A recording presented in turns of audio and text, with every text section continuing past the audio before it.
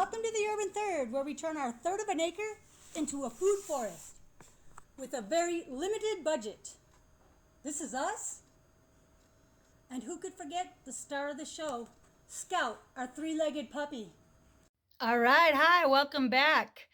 Okay, so as you may remember from the hugelkultur video, we were having a problem with pest management, specifically earwigs.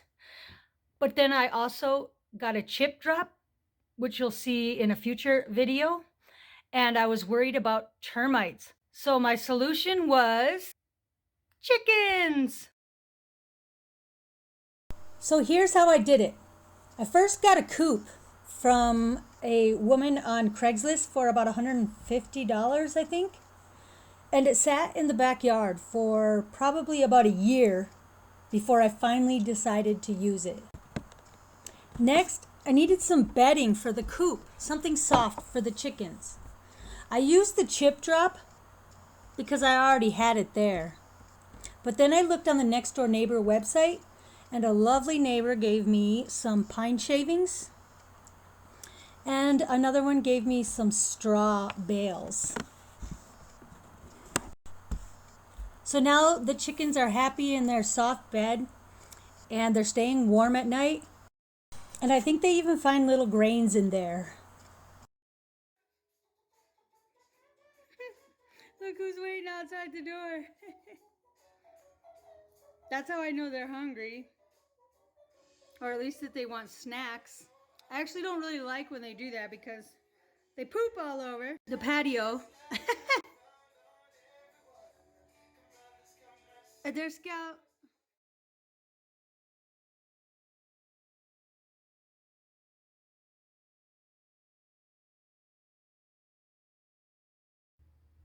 And there it is. This stuff's for me.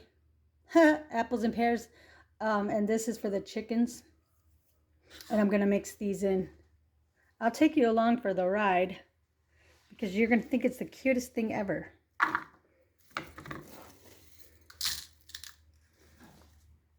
Sorry, I'm doing this messy style because I don't have like a tripod or really anything to hold my phone. That's probably enough for now. All right, here we go.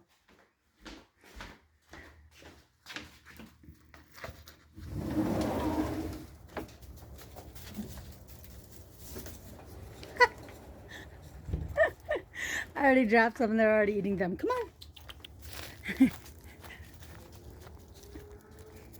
I'll just go somewhere away from the house. There you go.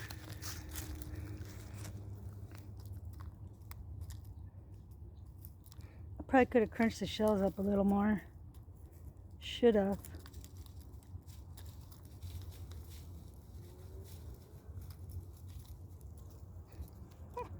Aren't they just the cutest?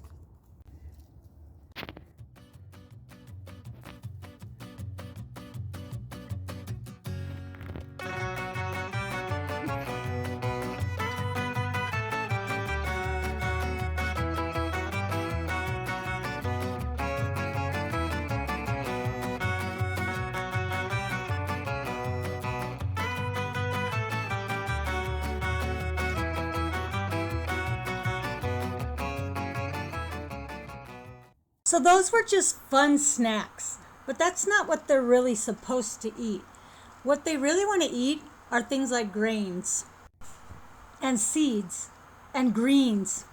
For example, this, or some of these.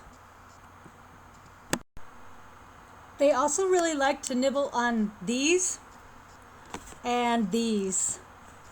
So I started putting up these fences whenever I planted something new.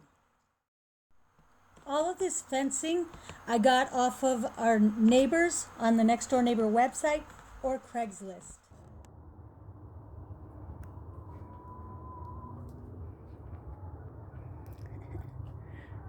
Good morning. As you can see, I'm drinking a cup of coffee, and let me put this down. I'm about to get some noisy chickens out of their coop. All right, this is all ghettified. I've got this blanket hanging over just until I can proof it for cold. It's starting to get a little bit chilly, and I want to make sure they stay warm. So that's what that's for. There's all kinds of cracks up in these gaps that I want to weatherproof before the winter. And this is a table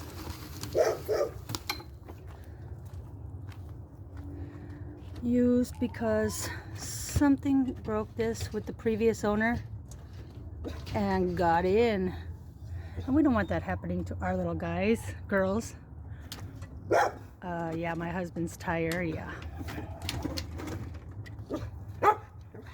Good morning, ladies. Alright, I'm about to go get them some food. They've got a little bit down there. Here they come.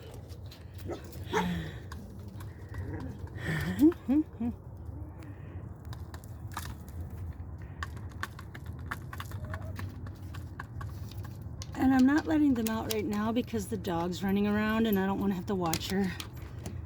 She's pretty good around them now. All right.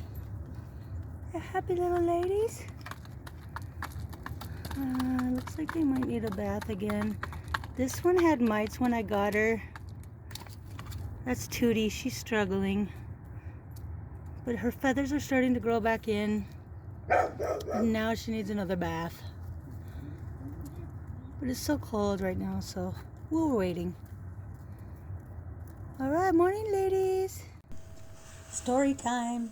Okay, I understand bathing chickens is not something you normally have to do. But as you can see here, Tootie is really struggling. And at this point, I think that the problem is mites. And so that is what I'm treating them for. Here they're inside drying off because it's too cold to be outside. At this point, I'm attempting to use natural products, and so I've been sprinkling diatomaceous earth in an effort to get rid of the mites. Now, I'm familiar with diatomaceous earth and its dangers. I know that it's silica and that it also can affect the respiratory system. But I'm being very careful, and I also know it's not that harmful to the earth. I've also been adding a little bit of apple cider vinegar to the chicken's water to combat parasites. But the problem is worse than I thought. Check this out. Okay, you guys, I have to show you this. I was just in here cleaning out the chicken coop, and I noticed this. What in the world could have made a hole that size? This is tar.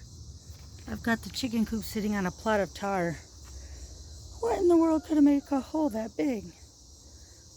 So I haven't actually seen this guy, but Shane and Nathan have both seen him. And I realize that we're combating something a little more dangerous, fleas, which can carry the Black Plague. So we're using borax to sprinkle in the coop. It's a little bit stronger. And I've resorted to chemicals like permethrin and pyrethrin. I would rather not use these chemicals, but we need to get rid of this problem. So now that I know what I'm fighting, things are getting a little bit better. I also learned that I should have created a dust bath for the chickens.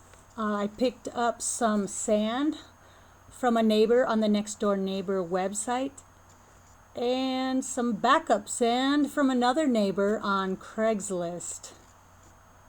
I poured that into a kitty bath, and now the chickens aren't using my strawberry patch to roll around in to get rid of parasites.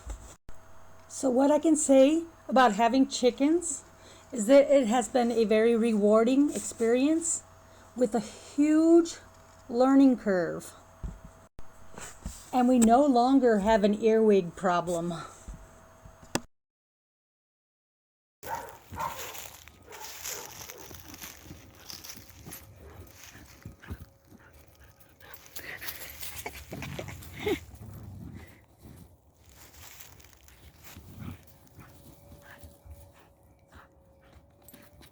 She's crazy.